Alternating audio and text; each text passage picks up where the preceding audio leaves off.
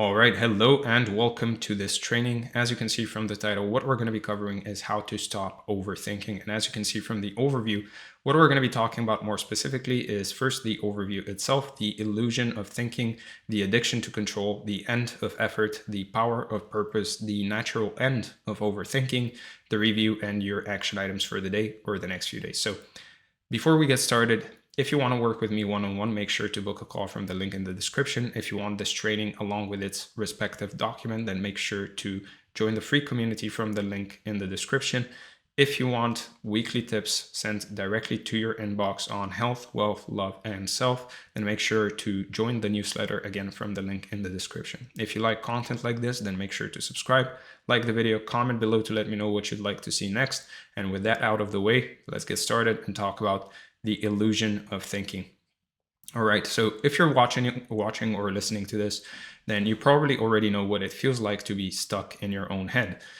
It could be you're lying in bed at night replaying a conversation from 3 days ago or from 3 years ago for that matter, or you're sitting at your desk supposedly working, but your mind is really running through every possible way some future thing could go wrong. You catch yourself mid-spiral, you tell yourself to stop, and 5 minutes later, you're right back in it. That loop, that exhausting inability to just stop.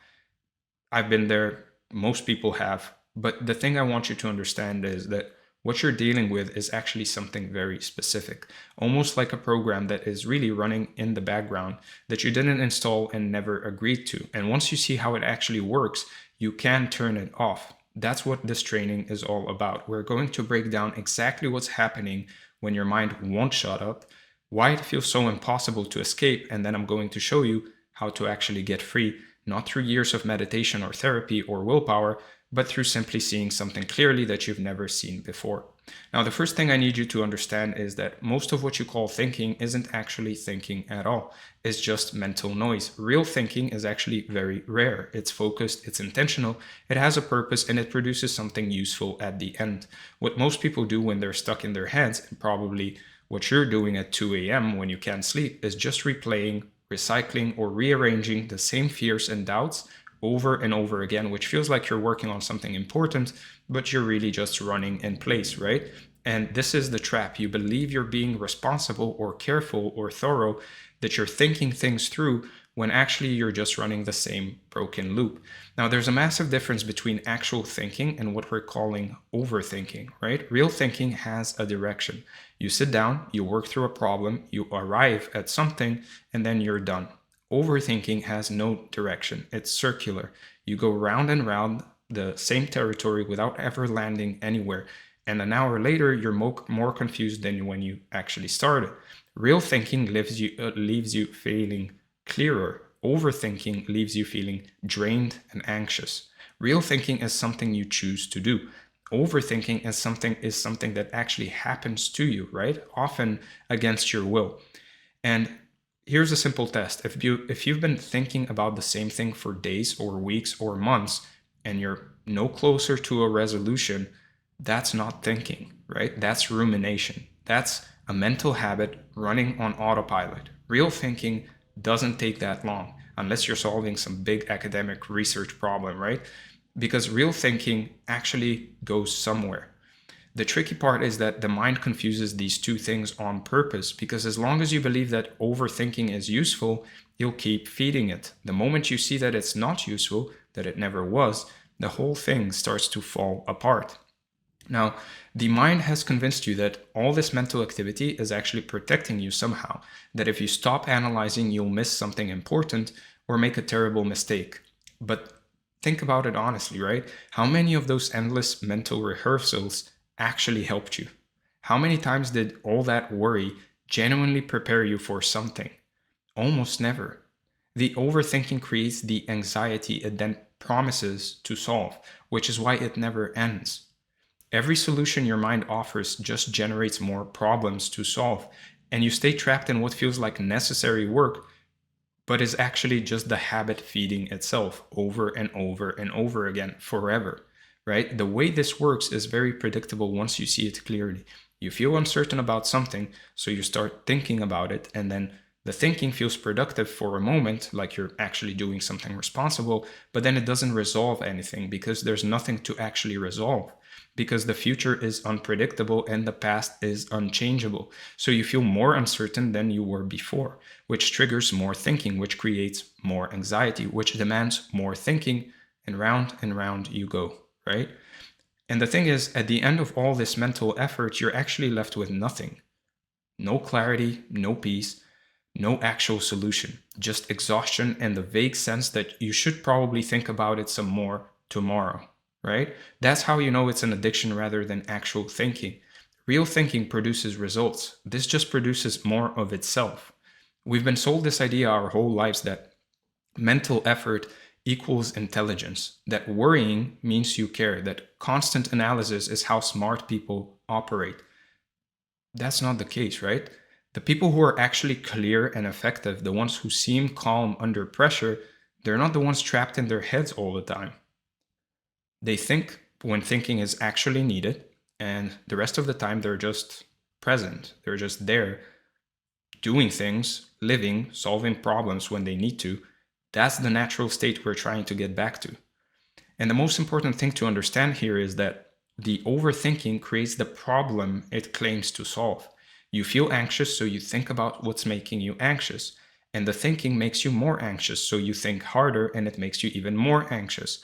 The relief you get from analyzing is fake. It's just a brief pause in the tension that the analyzing itself actually created. It's exactly how alcohol relieves the stress that alcohol caused in the first place. The thing you think is helping is actually the source of the problem, right? And once you really see this, you'll realize you're not getting anything from the overthinking. Nothing real, nothing useful. It's giving you zero benefits while costing you your peace, your sleep, your energy, your presence, right? The trade is completely one-sided and you've been making it for years without realizing how bad the deal actually is. See, the problem was never that you think too much. The problem was that you mistook overthinking for real thinking.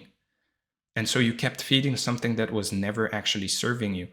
And this should come as a huge relief, because if overthinking were actually thinking, you'd be in real trouble, right? You'd need to somehow stop your own intelligence from working, which would be impossible.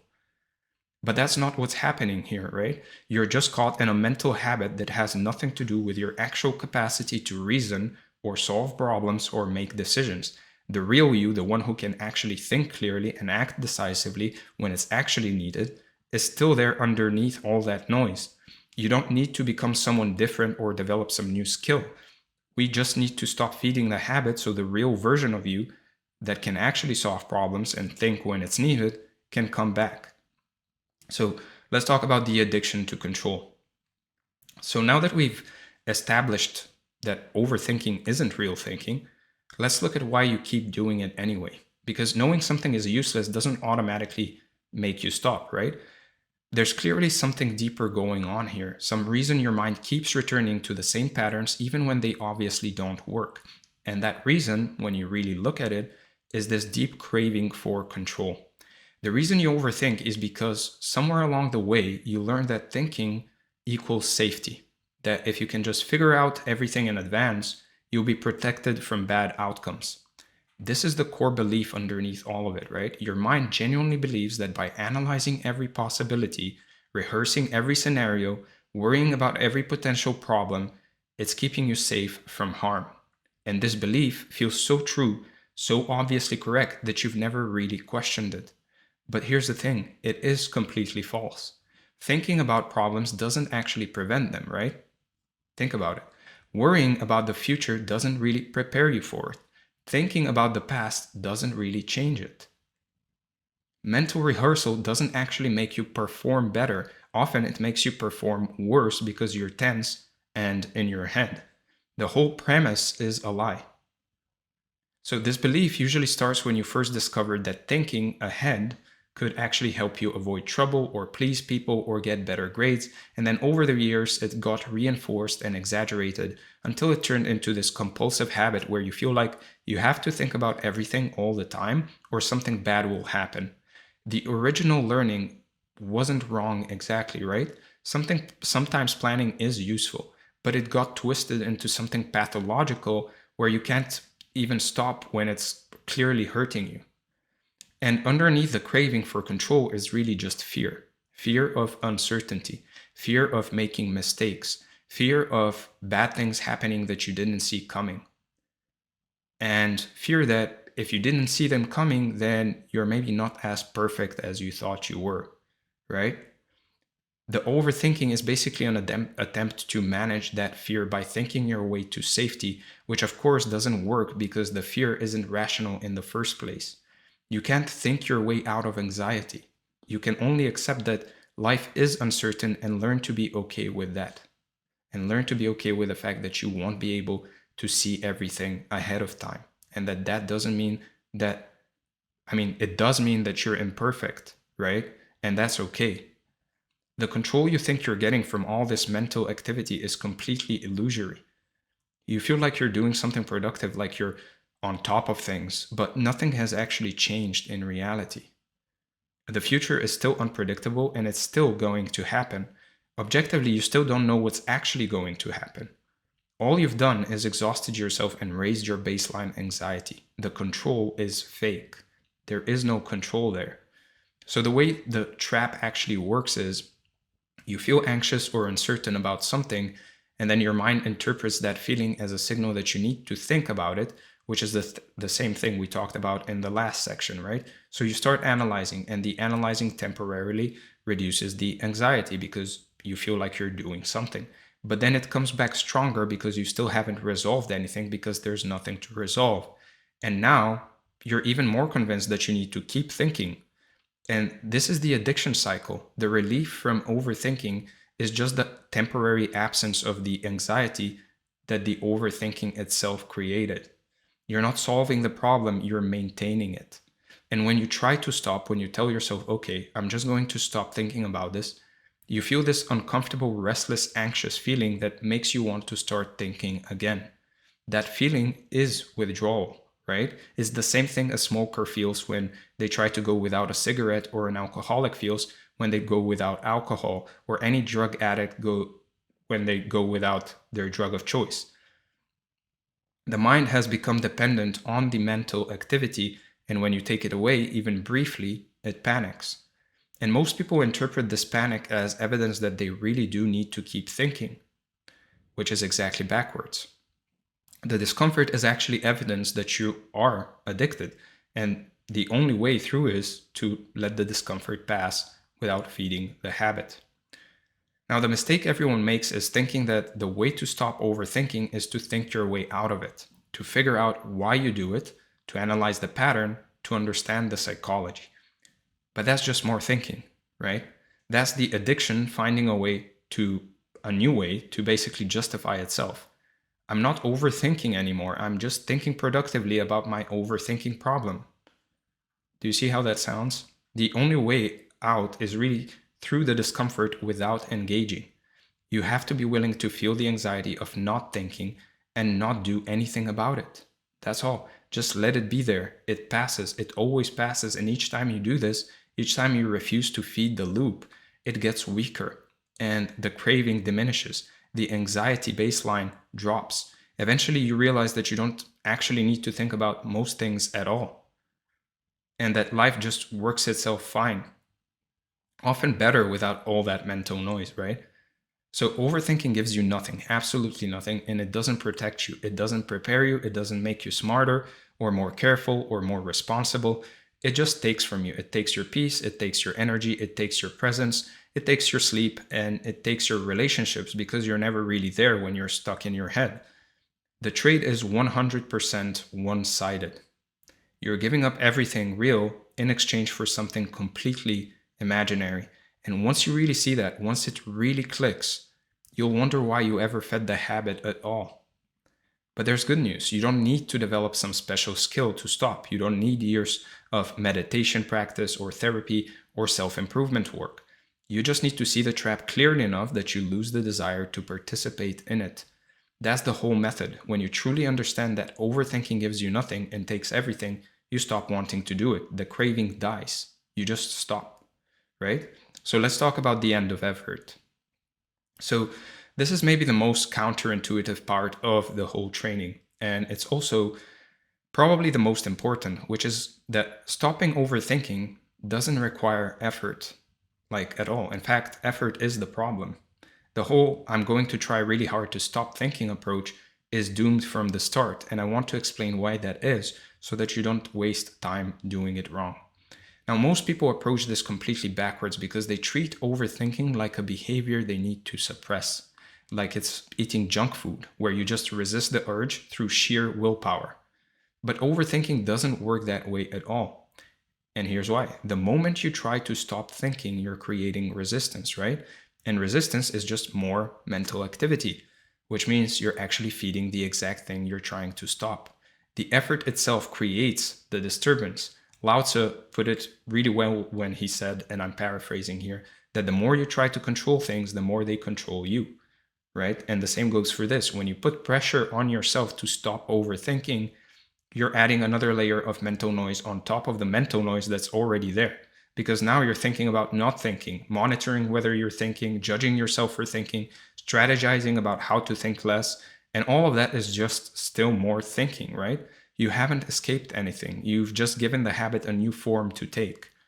And the harder you try, the worse it gets, because trying harder means more mental activity, more tension, more pressure, more self-monitoring, which all feeds the loop. This is why people can spend years working on their anxiety problem and never actually get better, because the work itself maintains the problem, right? Willpower is the wrong tool entirely for this job. Willpower works when you're trying to do something hard for the first time. It doesn't work when you're trying to stop doing something that's driven by unconscious craving, because the craving just waits for your willpower to run out, right? Which it always does, especially at the end of our day, right? And then it pulls you right back in. Now, the actual solution, like we've been building towards this whole time, is to see the trap so clearly that the desire to participate just disappears on its own. You don't have to force yourself to stop wanting something when you genuinely see it for what it is, and when you see that it's worthless and harmful. Think about it this way. You don't have to use willpower to stop eating food that you know is poisoned, right? Because once you see it's poisoned, you don't want it anymore. The seeing is the solution. So when you really understand that overthinking gives you nothing and costs you a ton, you stop wanting to do it. The craving dies. You just lose interest in the whole game. It becomes obviously pointless, and pointless things are easy to stop. And this is actually how all real change works. You don't have to force yourself to stop doing things you genuinely don't want to do. The struggle only exists when a part of you still believes there's something valuable in the habit. Once that belief is gone, once you've seen through the illusion, because it is an illusion, and once you've seen through that completely, the behavior falls away naturally with no effort required. So you're already not thinking most of the time. Right now, as you're watching or listening to this, or if you're reading it, you're not really overthinking, right? Your mind is engaged with the content, following along, and it's present. The natural state is already one of relative mental quiet, right? The overthinking is an interruption of that state, not the default, right? So we're not trying to create something new or achieve some advanced mental state. We're just actually trying to stop interrupting the piece that's already there underneath the noise. We're just going back to where we naturally are. And when you stop feeding the overthinking habit, you don't have to replace it with something or build a new skill or develop a practice. You just return to what was already there before the habit took over. Peace isn't something you build, right? It's what remains when you stop creating anxiety, when there's no chaos. That's peace, right? So the instruction here isn't try harder to stop thinking. The instruction is more like allow yourself to stop, right? Give yourself permission to not engage with it. Stop treating every worried thought like it deserves your attention, because it doesn't. It's just thoughts, right? There's thousands of them a day. You can't pay attention to each one of them. And trust that you'll be fine, that you don't need all that mental activity to function or to stay safe or to make good decisions. You've been sold the idea that you need to think consistently and constantly, but you don't. Most of life works perfectly fine, right? Often better without you really trying to figure it all out in advance.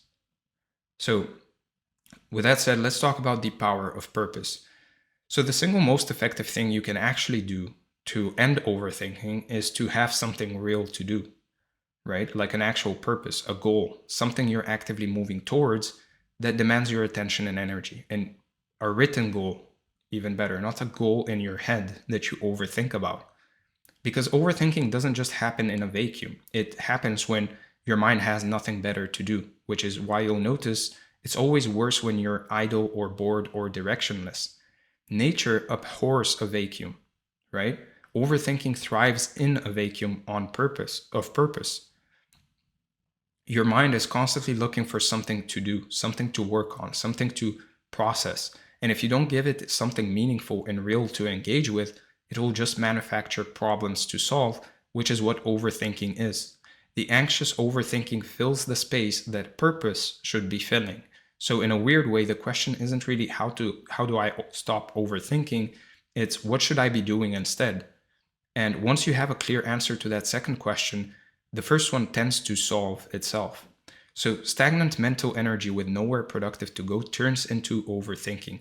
But when you have a clear purpose, something you're actively building or working towards or trying to achieve, that energy gets channeled naturally into real productive thought and action. And there's simply less left over to waste on circular thinking. There's less energy, literally. And this is why busy people with clear goals that are written down tend to overthink less, not because they're better at managing their minds, but because their minds are genuinely occupied with real tasks, other things to worry about, right? They don't have the spare capacity for endless rumination. The work absorbs the energy that would otherwise turn into anxiety. And this is also why overthinking gets worse when you have too much free time, or when you're between projects, or when you're unclear about what you're doing with your life, or when you're in between jobs. The mind abhors a vacuum. Give it nothing real to work on and it will invent problems to chew on. So having a clear direction in life, something you're actually moving towards, gives your mind a natural organizing principle that makes the overthinking kind of irrelevant. When you know what you're trying to do, when you have actual goals you're working towards, most of the things you used to worry about just stop mattering, because you can evaluate everything in terms of, does this help me get where I'm going or not? And if it doesn't help, you don't need to think about it. That purpose creates a filter for life, right? And when you know what you want and you're actively pursuing it, the endless what should I do with my life and am I making the right choices type of overthinking just disappears, because you've already answered the question, you're already doing the thing. Now, Viktor Frankl, who wrote Man's Search for Meaning, observed that people with a strong sense of purpose tend to suffer less psychologically, even in objectively terrible circumstances, because the meaning gives them something to orient towards that transcends their immediate discomfort. The same principle applies here, right? So if you're watching this and you're not clear on what you're actually trying to do with your life, or with this year, or even with this week, that might be a more important problem to solve than the overthinking itself. Because when you figure out what you want and start moving towards it, the overthinking often takes care of itself. Your mind has real work to do. It doesn't need to manufacture fake work anymore. The rumination loses its function. And this doesn't have to be some big life purpose either, right? That can change over time anyway. It can be something simple and small, a project you want to start, a skill you want to develop, a hobby you want to, start, a bunch of books you want to read, a problem you want to solve, something that genuinely interests you and pulls your attention forward into action rather than backwards into worry. The specific goals matter less than having one and having it written down. The point is just to get your mind engaged with reality, with the actual world in front of you. Purpose pulls you out of your head and into actual doing. And even if you don't have any of that figured out yet, the best thing you can do is just do something, anything. Clean your room, go for a walk, start a task you've been avoiding. There's an old saying that if you want to meet the devil, just do nothing and he'll come for you, right? Idleness is where overthinking lives. Movement, action is where it dies, right? And the beautiful thing is that when you're actually engaged in purposeful work, the mental state you're trying to achieve through all this effort just shows up naturally. The presence, the flow, the quiet mind, these aren't things you have to manufacture. They're a natural byproduct of being absorbed in something that matters to you. They're a natural byproduct of purpose. They just show up, right? They're inherent.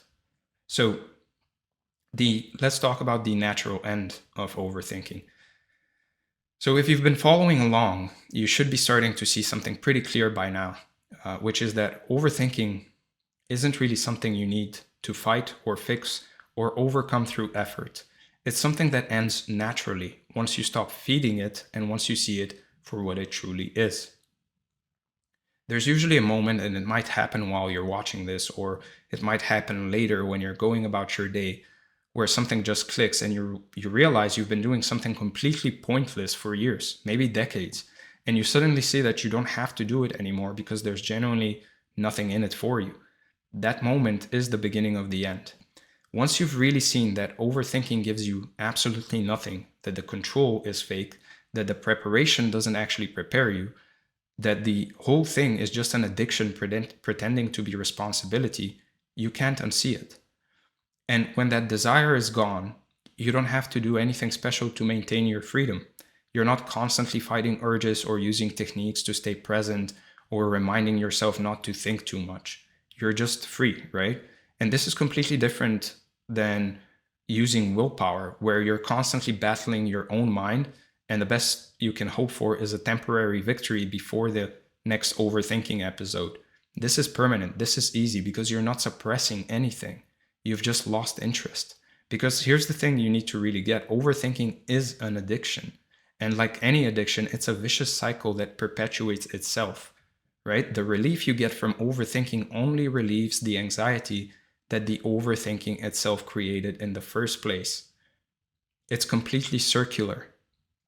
It feeds on itself, and once you start the cycle, it doesn't end on its own.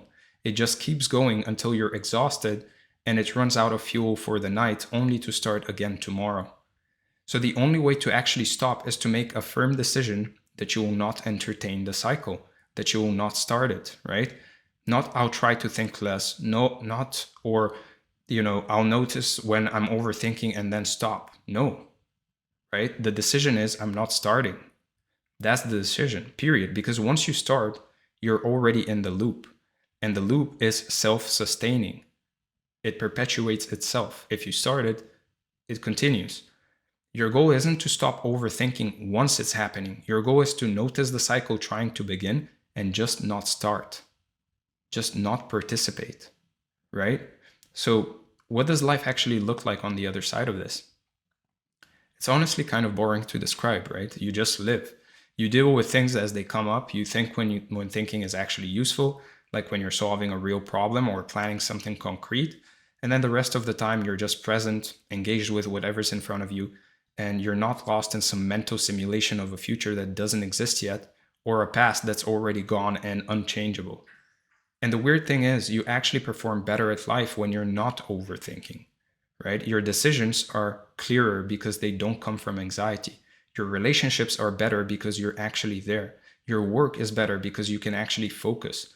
The thing you feared losing, the edge you thought that the overthinking gave you, was never real, right? And you start to trust yourself that you can actually handle whatever comes up in the moment without having to rehearse it in advance. Life becomes way more fluid and just more alive.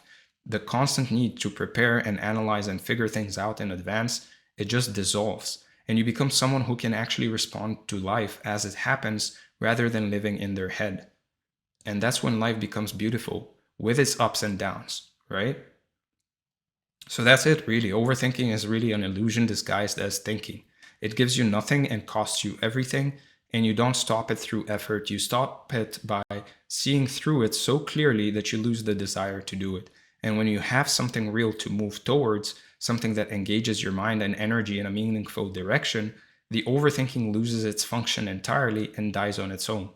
That's the method. That's all it is. And if you've been paying attention, really paying attention, you might be there already, right? You might have already felt something changing.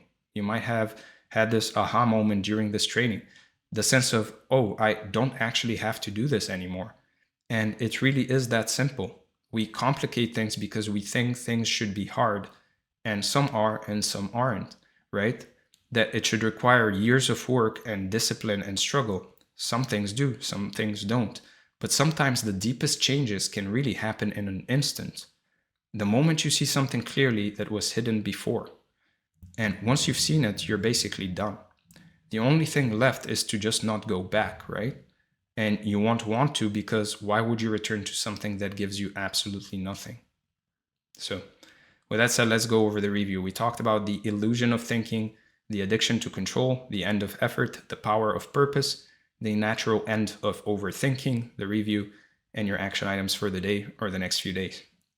First, recognize that what you've been calling thinking is actually just mental noise disguised as productivity.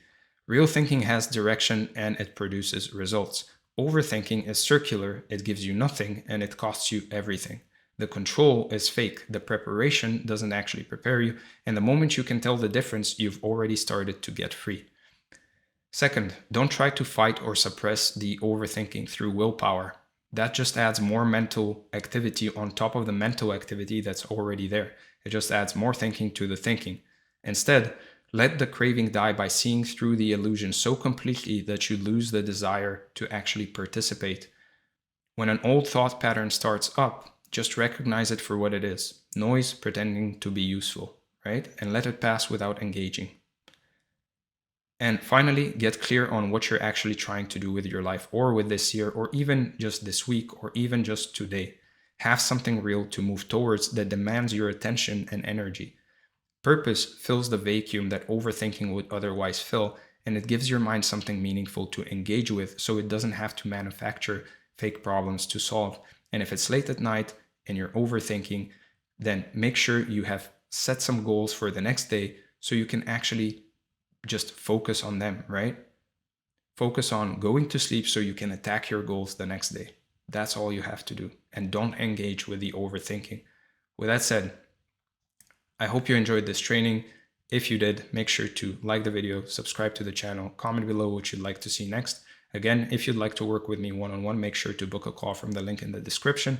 If you want this training along with its document, then make sure to join the free community, again, from the link in the description. And if you want weekly tips sent straight to your email inbox, then make sure to join the newsletter, again, from the link in the description. Thank you for being here, and I'm going to see you in the next one.